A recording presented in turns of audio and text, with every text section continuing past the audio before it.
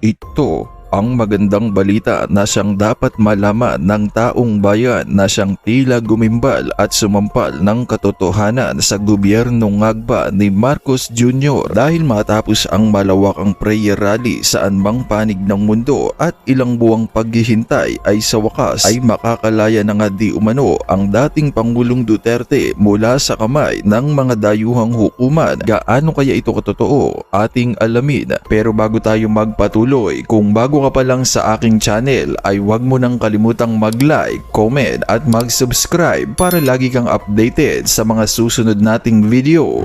Senator Marcoleta at Japanese activist Fujiki nagpulong sa Japan. Nagpulong sa Japan sina Senador Rodante Marcoleta at Japanese human rights activist na si Shunichi Fujiki kaugnay ng patuloy na usapin sa kaso sa International Criminal Court laban kay dating Pangulong Rodrigo Roa Duterte. Ayon sa ulat, ang naturang pagpupulong ay inorganisa ng Republic Defenders for Peace and Unity. Tinalakay sa kanilang pag-uusap ang papel ng Filipino community sa Japan, gayon din ang posibilidad na maipaliwanag ang issue sa mas malawak na audience sa loob ng Japanese political sphere. Isinasaalang-alang din ang pag-imbita kay Marcoleta upang magsalita sa harap ng mga miyembro ng Japanese Parliament bilang bahagi ng pagpapalawak ng diskusyon tungkol sa ICC case ng dating Pangulong Duterte. Makikita sa mga larawang inilabas ang kanilang pagpupulong kasama ang ilang individual, gayon din ang pagpapahayag ng suporta kay former President Duterte mula sa ilang grupo sa Japan. Dumating ang naturang hakbang sa gitna ng patuloy na interes ng ilang international group sa issue ng ICC case na patuloy na tinatalakay hindi lamang sa Pilipinas kundi maging sa ibang bansa. Kaya naman para sa buong detalye pa ng balita, narito't panoorin natin ang full video. Senator Marcoleta po nakipag-usap sa Japanese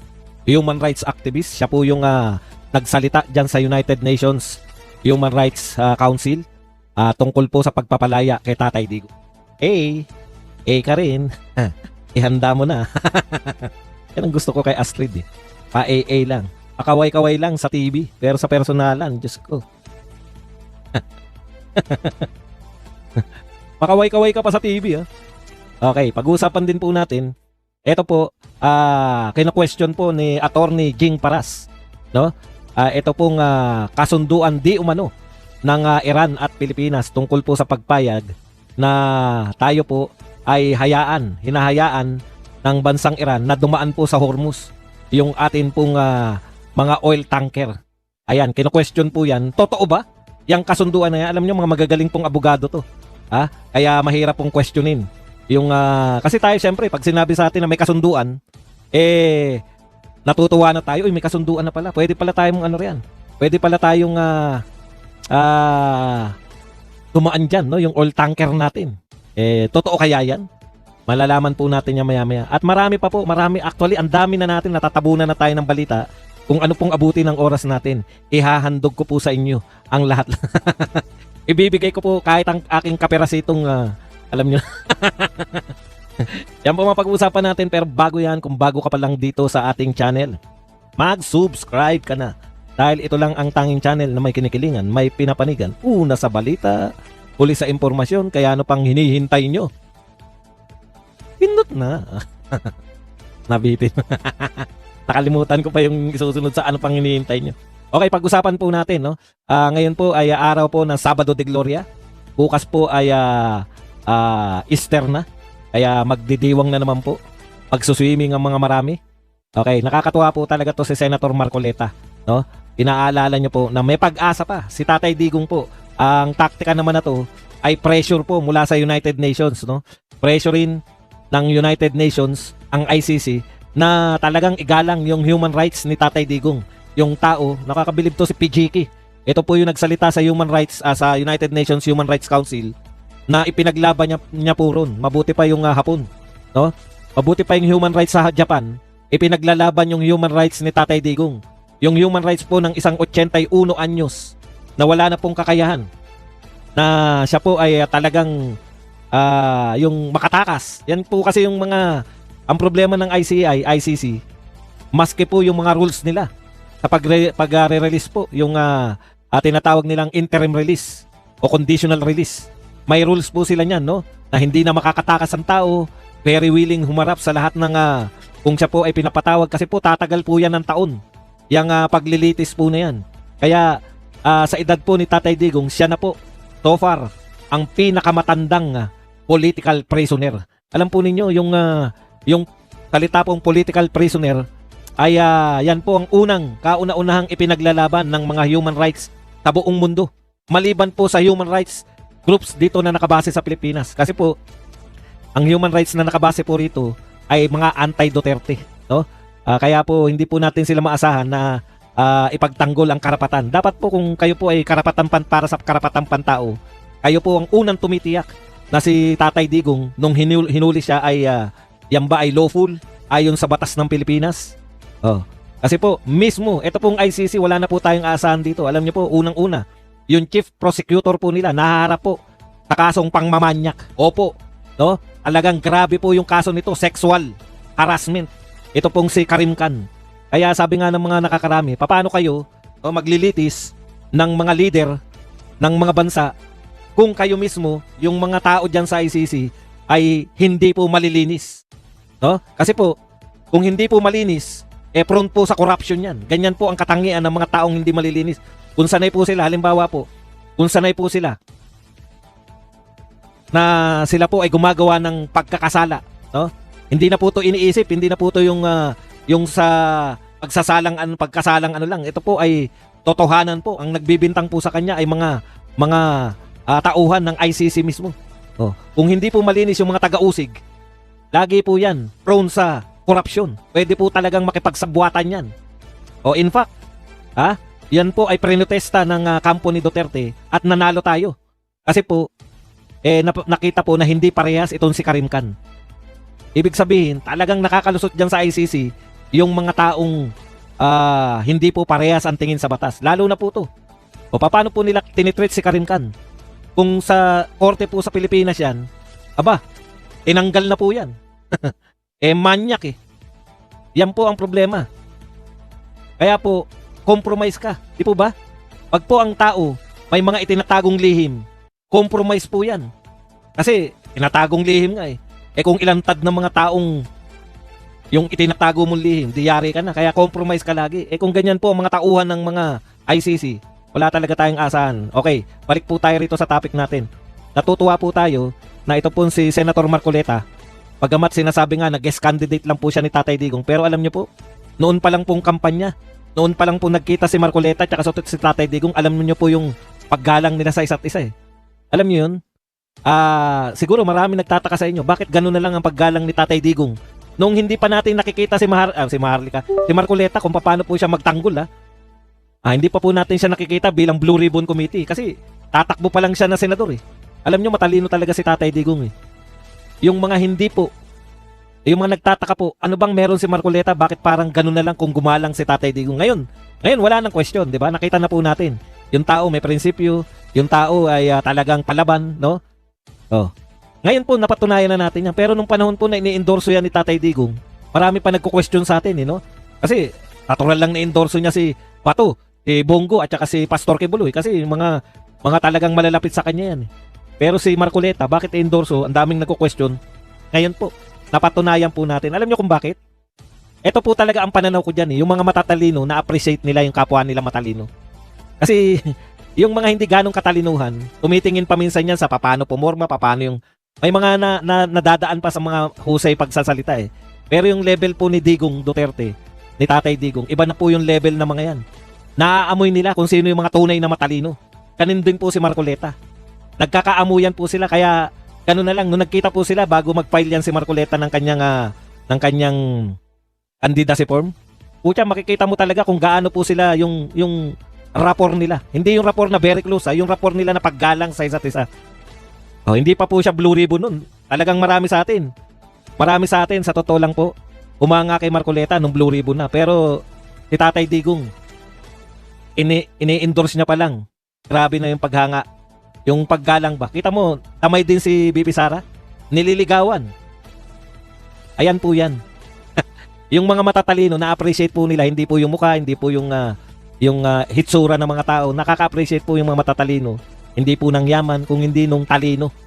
Yun eh. Kaya ganun po yan si Marcoleta. Kaya kita nyo naman nung nagkita kami ni Marcoleta. Oh. Hindi naman po sa pagyayabang, di ba? Kayo po, saksi niyan. Hindi ko po alam na ako pala ay pinanunod. Tiningit yung sarili. Sa iba mo naman ako na-appreciate, Astrid. Katulad ng na-appreciate kita sa akong ano pa. Ako ay lagi nagpapasalamat sa iyo, Astrid, dahil kapanahon na kinakailangan ko, kapanahon na ako'y nalulumbay, alaala mo lang ang aking inaalala. At ako ay nag-aamoy Clorox. Biro lang po, biro lang. Ganyan lang naman kami ni Astrid. Hanggang dito lang po yan.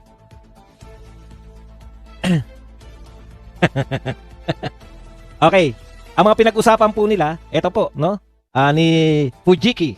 Nakakabilib din to si Fujiki, no? Talagang hindi natin kilala. Biglang narinig natin na may nag-i-speech sa Human Rights. United Nations, United Nations Human Rights Commission.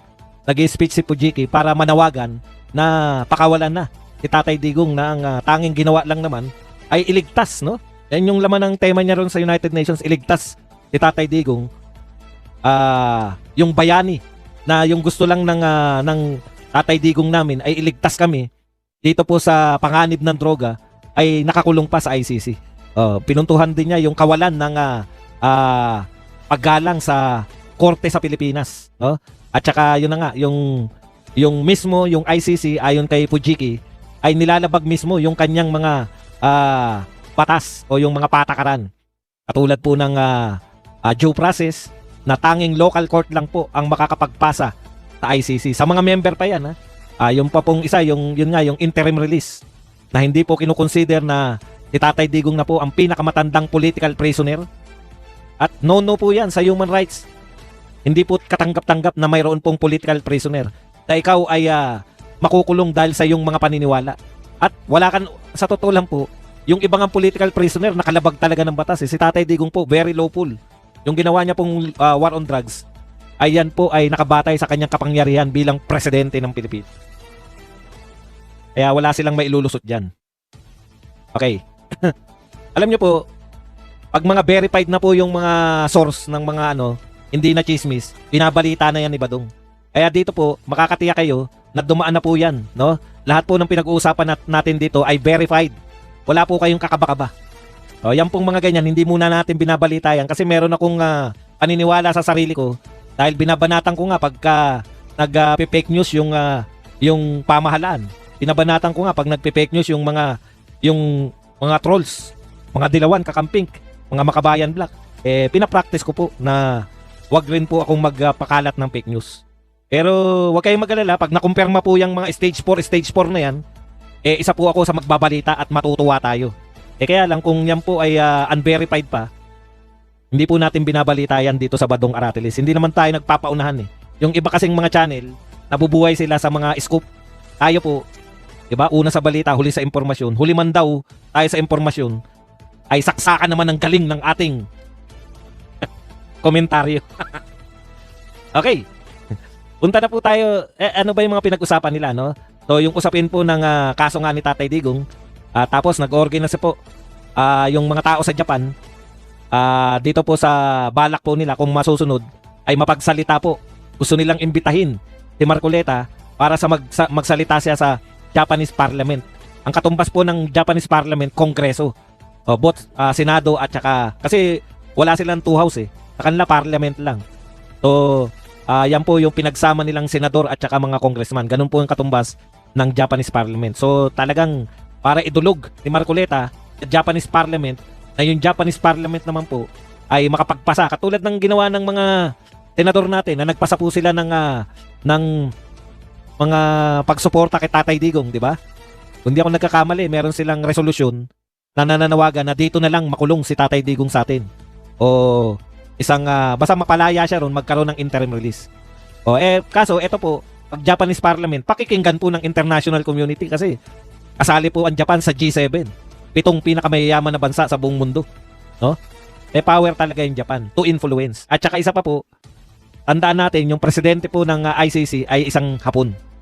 Kaya po matindi pong pressure yan para sa ICC na yung Japan isa sa kanilang pinakamayaman na miyembro ay mananawagan na palayain si Tatay Digong. Yan yung mga gusto natin eh. Yan yung matulong na gusto natin.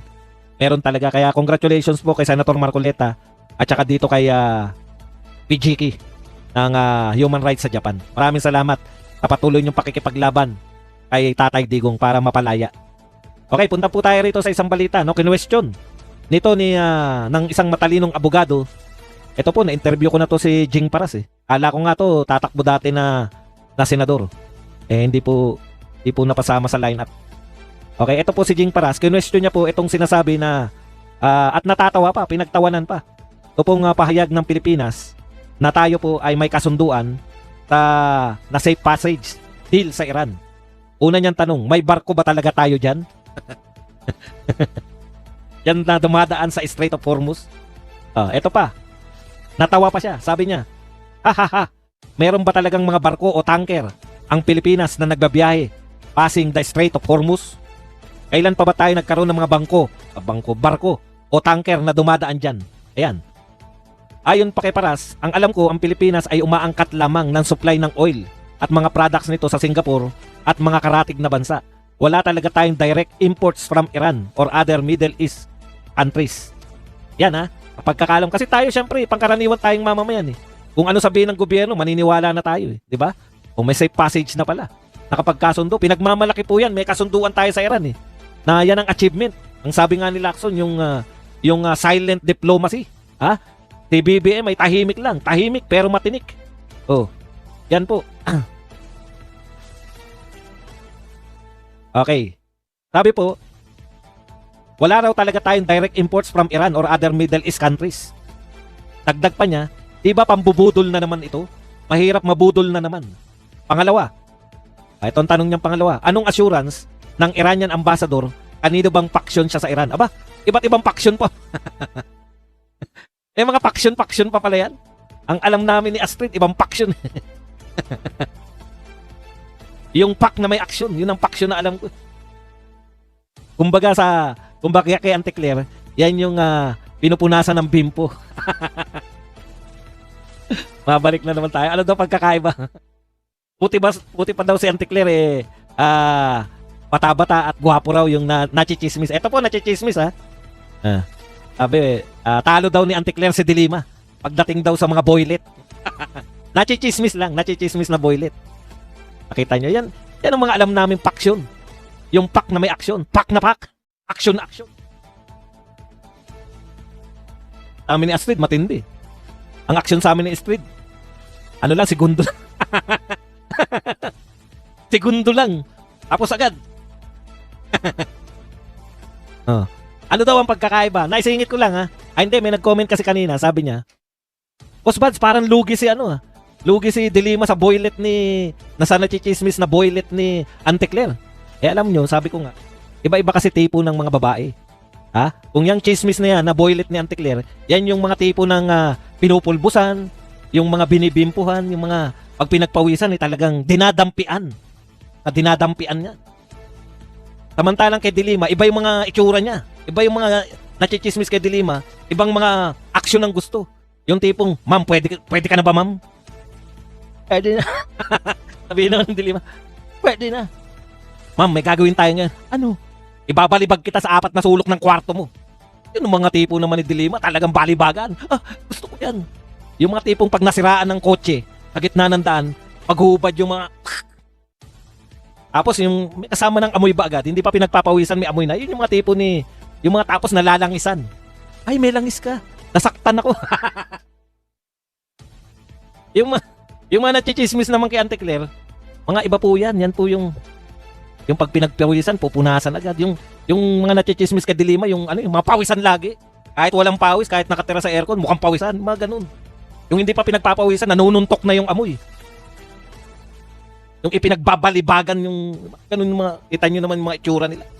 Talagang titig pa lang ng mga natitipuhan o nachichismis. Titig pa lang ng mga nachichismis, parang nananakit na, di ba? At nagsasabi ang mga napapaganon lagi si Dili, anong gagawin mo sa akin? Sasaktan kita. Pinakamalupit. Yung mga kayang mag-forklift ng nang wala namang forklift. Kumbaga sila yung lalaking anong pangalan na nga yung sinabi ni ano na nagkaroon siya ng pagnanasa nung naamoy. Ano nang pangalan? Kaya wag niyo po sabihin lugi. Kasi lugi ba? Bakit? Iba-iba po 'yan eh. Iba-iba yung mga tipo ng tao, di ba? May mga babae na mga gusto, yung mga rider. Tampo pa maghapon sa initan. Yan mga gusto, may mga nagkakagusto niyan. Iba-iba po. Meron naman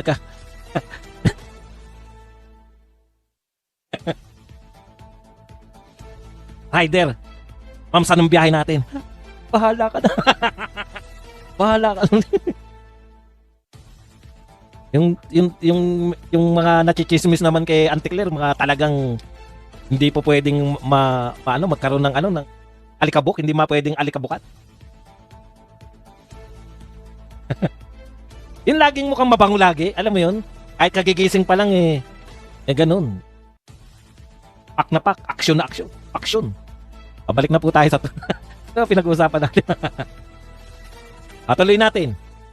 Ito po, dahil tayo hindi abogado, si Jing para sa abogado, ito po ang sinabi niya. Show us the agreement between the Philippines and Iran as duly authorized by the Iranian government in Tehran. Yun ang malupit dun. Kasi ang pagkakaalam ko po, nagtawagan lang eh. Tinawag lang na Jonel. Ay, iba pala bro. Ibang tawag pala yun. Nagtawagan lang po sa telepono eh. Kaya bilang abogado, sabi niya, kung talaga may kasunduan tayo, ipakita mo. Papakita ko. Anong papakita ko? Hindi po yung agreement. Pag naalala ko talaga yung nagtanong, hindi po lugi si Dilima. Malayo po. Kanya-kanyang trip lang yan. Meron kasi mga gusto yung talaga mukhang studios. Yung schoolboy complexion, yun. Yun yung mga tipo ng nachichismis kay Auntie Claire. Schoolboy complexion. Samantalang kay Dilima, putya, kanto-kanto yung mga pagmumuka.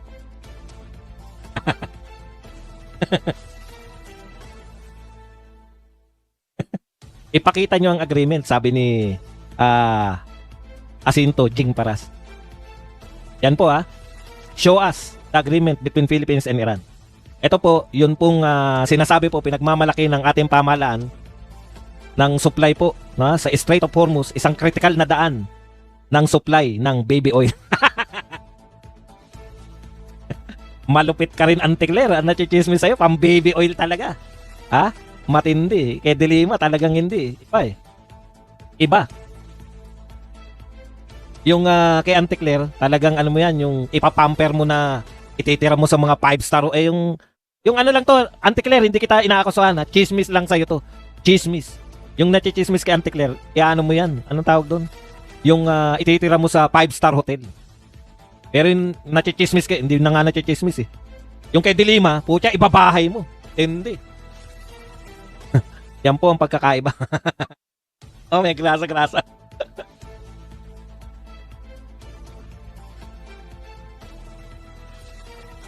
Kaya wala pong lugi sa kanila. Depende po. Parang tayo rin yan. Tayo rin mga lalaki, iba-iba rin, di ba? Yung mga hilig sa TikTok. Yung mga masayaw na umuusli yung puwit. TikTok.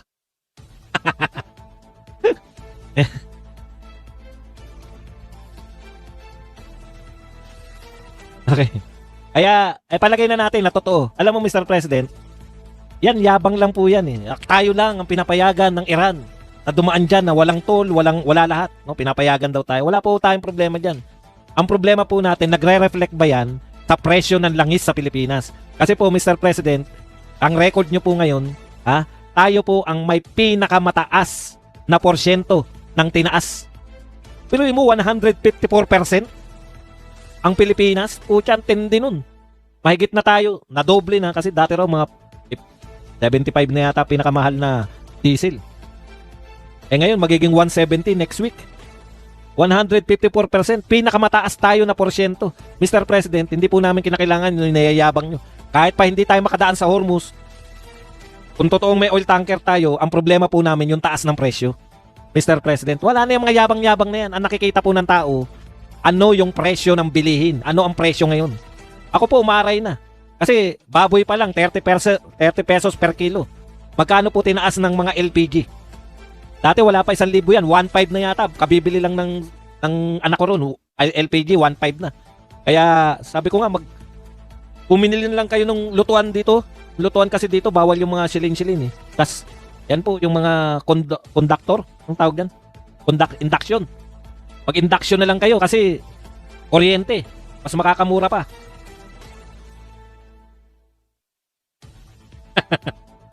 Nakipag... Yun nga nakakatawa, kaya tawa ng tawa si Jing Paras eh.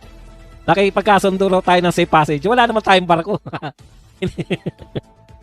Para lang may maipagmalaki. Papayagan lang daw dumaan pero hindi bibili. At saka malupit pa nun, yung epekto po, dapat Mr. President, kinakausap nyo po yung mga katulad nila Ramon Ang na hindi raw magsasamantala. Kutya, hindi ka magsasamantala, tignan nyo nga yung naiya. Wala pa reaksyon yung San Miguel, yung si Ramon Ang. Ano naman sasabi mo sa pagbagsak? Alam nyo po kung panahon ni Duterte yan bumagsak, nako, daldala na yan. Kanya-kanyang atake na yan. Pero hindi po panahon ni Duterte, kaya yung media natin tahimik lang eh. Mga hinayo pa kayo, kung panahon niya na bumagsak yung Kisame, panahon ni Duterte, katakot-takot na banat ang mangyayari sa atin yan. Kaya naman anong masasabi mo sa balitang ito? Kung mayroon kang hinaing at komento ay mag-comment ka lamang sa ibaba ng videong ito. Maraming salamat.